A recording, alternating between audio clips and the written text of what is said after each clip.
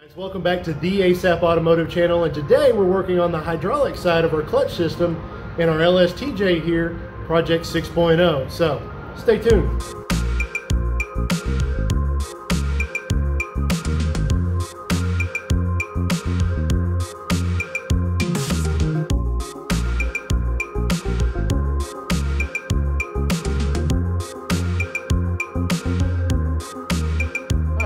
As with a lot of parts in this swap, we're dealing with some stuff from Novak here. It's their 3/4 inch slave cylinder or hydraulic slave cylinder setup. Being that we had to put the adapter plate on, had to put their adjustable throwout bearing and all that fun jazz, the original one wouldn't work anymore. So we've gone to this setup here and their new hydraulic clutch line, because on the old one it's all a plastic hard formed line that goes to it. It's all one piece. So obviously it wouldn't work anymore. So you've got this, if I remember correctly, Novak sells the hose as a kit with the little ends here and all, and then these brass fittings here are on their own also. So we'll try to scrounge together the part numbers for you guys and get those listed below in either the link or a comment or something for you. So, but anyways, we're gonna be showing you how to adjust this thing out on the clutch fork, and mounting it up and hooking everything up and then bleeding out the system. So let's get at it. All right, so the first thing you want to do is you got this jam nut here that goes on this sleeve or holds this bracket in place here.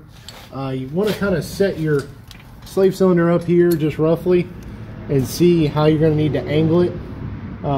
This one here, angle it out a little bit, and then you can make you a mark across here to reference you know how they line up here with your 2 bolt holes here. And then we're going to go ahead and put a little bit of Loctite on here on the threads and then tighten this down, and then we can go ahead and work on putting our spacer up there and setting our slave cylinder up and start adjusting out our push rod fork. Alright, so we've got our spacer on here. This is the nut here that tightens up your flange here on the body of the slave cylinder. So I've got it just a little bit snug right now. What we're going to do is push it up against here and kind of clock this to where the line's pointing out just a little bit or almost straight up for where that hydraulic line comes into. That way it's not all up against the transmission or anything. And what you do is just go ahead and make you a little mark here with some whiteout. And just like, yeah. And what we'll do then is once we pull it apart, we can go here and tighten up this nut. And I already put a little bit of Loctite on there. That way it'll hold it down and that thing won't go walking back and forth on us. All right, so now that we've got it clocked in our position where we want it, one thing you'll notice here too is our particular one with this NV3550 that we've got in here, that we've had to grind down this protrusion here a little bit. You don't need to get crazy with it. Just give yourself enough where you can clearance it, and you can see here, you know, that's where we were catching on there. So we've got that clearanced out. Now what we're going to do is go ahead and put our bolts in. What I want to do is actually go ahead and hook up this line and bleed out this system, and then go in here and adjust this push rod on here. That way we'll get a better assessment on that. So if you adjust it out now, the resting position for the slave cylinder might change, and you might have too much or not enough tension on it, and you don't want that. So when you get this kit from Novak, this is how the line looks here. The hydraulic, this braided stainless steel braided hydraulic clutch line. This one here, you can tell we've bent a little bit because we've already had it on there once to go ahead and kind of, you know, align and clearance it and all that. So, and you might need to, if you're just doing a slight little bend or a little massaging, you'll be fine. Don't go crazy and try to make a 90 with this thing or anything like that. But unless you've got something crazy going on, you should have plenty of clearance. This is the other end here, and this is where the rest of the kit comes into play that they give you. They give you a little bit of tubing, a copper tubing. And what you'll need to do is, what we did here is we cut the section down, flared it on one end, and then put this little collet on here. It goes on this way, and as you can see, it just wedges down in there, and then you come over with the nut And let's make sure that's down in there good, which it'll pull itself on down as you tighten the nut. So I'm going to leave this loose for now, but just to kind of show you guys, but the nut itself should tighten on down and pull that collet on down. And then you've got your other end here, which goes into this brass sleeve that they give you in the other part of the kit, and that will slide on like so. You got this one here, goes in like so, and then you've got this end here that has an O-ring, which I don't have on there right now. We actually got it on another one. We actually got one of these in and it was a little buggered up, so, but there should be an O-ring that goes on here, and then you've got a roll pin that goes through this lip here to retain all this end. This end here goes up into the master cylinder for the clutch system. But keep in mind, guys, this is if you guys are using like an NV3550 behind any LS motor in one of these TJs. You know, if you're running automatic, of course none of this stuff applies to you, but if you're running a different transmission, you know, like a, I don't know, a T10 or something or whatever, or you know, any other kind of transmission, you might be in a different position. You probably need to call Novak and let them know, hey, this is what we're putting in it. But anyways, remember guys, this is for if you are running an NV3550 or an AX15, same transmission pretty much, behind any LS motor in one of these TJs. So that being said, we're going to go ahead and start routing this thing up through and getting it all connected up. All right, so we're going to go take our end here, go ahead and thread it into this brass fitting on top of the slave cylinder. Guys, yours might not have come in it already.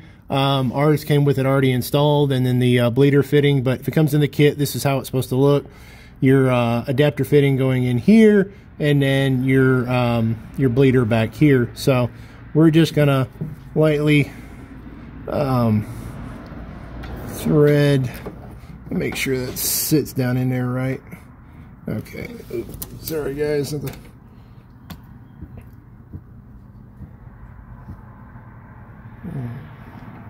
We're just gonna lightly just kind of leave that loose so we can move it around as we fish it on up through and go up to our master cylinder.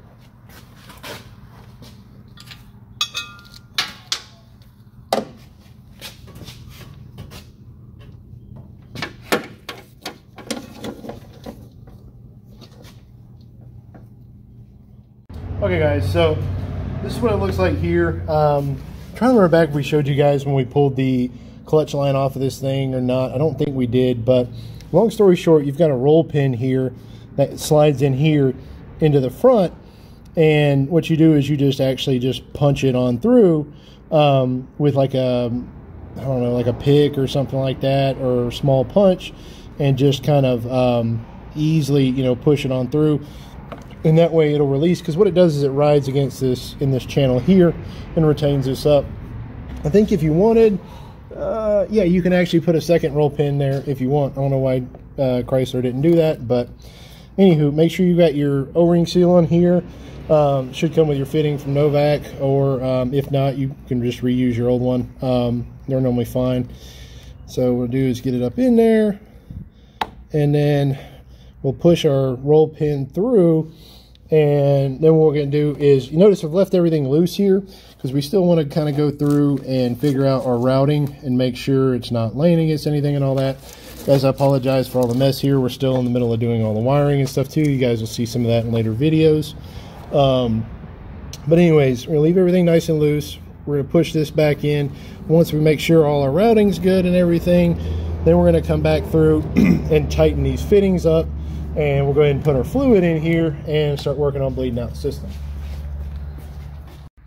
All right, so we're going to do, there's a couple different ways you can skin this cat. You can get you a cute little mini C-clamp and probably tighten it down and push that in. I'm just using my channel locks here to just go ahead and squeeze it on through. Make sure you're all the way up in like that. Might have to jump from groove to groove. And voila. I looked up the, or measured this thing. Looks like it comes out to about 1/8 by 5/8 long, somewhere in that ballpark. You can find these little roll pin kits like that anywhere online or parts store or whatever. So I had a kit at some point, but moving around all over the past few years, somewhere it's gone. But I got another kit coming. I'm actually going to end up putting a second one back there, and I'd recommend it if you guys could. I would definitely get you a kit. Just, I don't know why they never did. I mean, it holds, but I don't know. With that kind of pressure and what that does, I definitely, I'd feel more comfortable putting one in there. So, guys, I apologize. We didn't really get a chance to go through and show you guys with cutting that tubing and flaring it out. I don't know what, I got busy one night, knocked it out, and just didn't think about it. There are some great tutorials out there on YouTube of flaring tubing and stuff like that, and cutting copper tubing or brake line and stuff. So eventually we'll probably do a video on that or something. But in the meantime, you guys get the gist of it. There's this end's flared out here, and this end here is just cut, and it has a collet on it. And of course, we used a little tubing bender to bend this also in this 90-degree form. Because this is how we wanted ours to route. So anywho, now what we're going to do is you need 3 different wrenches. You need a 7/16, a 1/2 inch, and 9/16. And what we're going to do is go through here and tighten this union up here and this here. Or actually, we're going to tighten the brass one first and then come down here and tighten this one.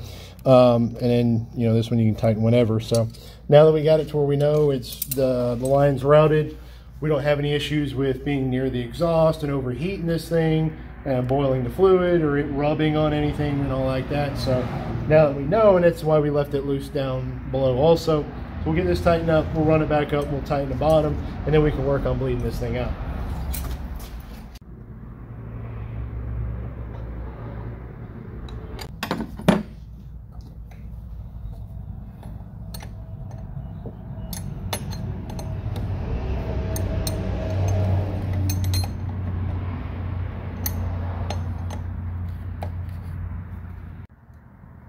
All right, so your bottom one here, your fitting down here is a 1/2 inch, and then your top one up here is a 7/16.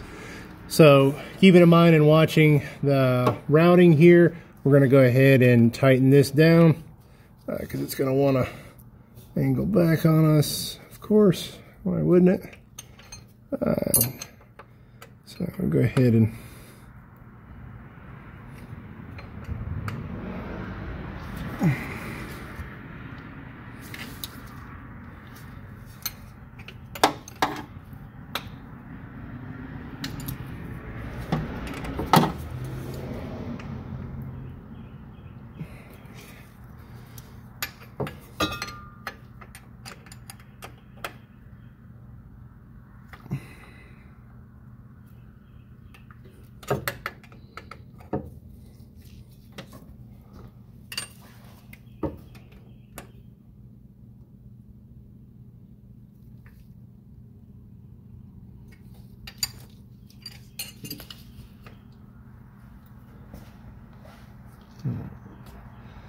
and you don't want to get too tight because that's just brass there. You know, make sure we're still good here. We still got some wires and stuff hanging down, but we're going to reroute that later. But anyways, we're all good, clear. We're not rubbing anywhere, chafing on the frame. We're clear of the exhaust, so it won't boil the fluid or burn through the line.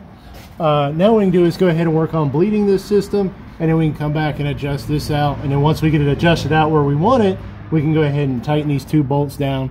And by the way, I forgot to show you guys earlier, this spacer and these bolts come with this kit with the slave cylinder. So that being said, we're going to go ahead and go on down and work on bleeding this thing out. Now what we're going to do is go ahead and put some .3 brake fluid. You can get it at any parts store or anywhere. And go ahead and put some in our reservoir. You don't want to fill it up too much. Because you're going to put your bladder in there. What I'll do is just kind of set that on. You can use the bleeder screw down there, but really with these systems, you know, the air's coming up to the top anyways.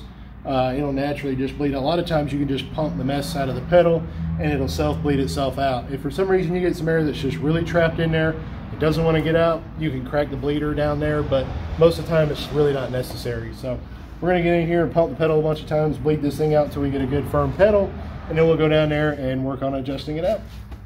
Okay, now that you got your system bled out, And a trick, guys, or a little bit of tip here.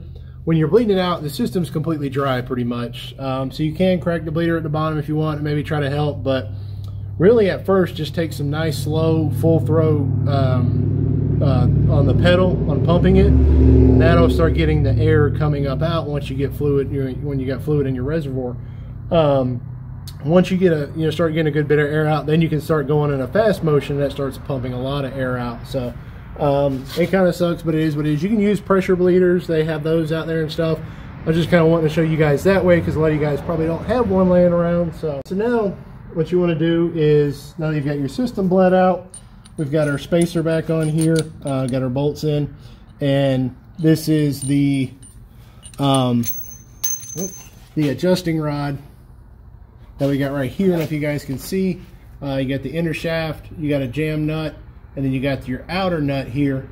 And what we're going to do is the idea is to have this resting down in this pocket on the clutch fork, like you guys seen when we were doing the throwout bearing video. There's an indentation in there, and you want it just to kind of just rest and kind of float on there. You want it just a little bit to where it's not going to fall out, but you don't want too much pressure on it and it riding on that bearing. So then what you want to do is come up in here and slide it in, make sure the boot's all past that. And I've already got mine adjusted out, but to kind of show you guys, I normally like to go ahead and start both bolts so I can just slide it back and forth and get a feel for it.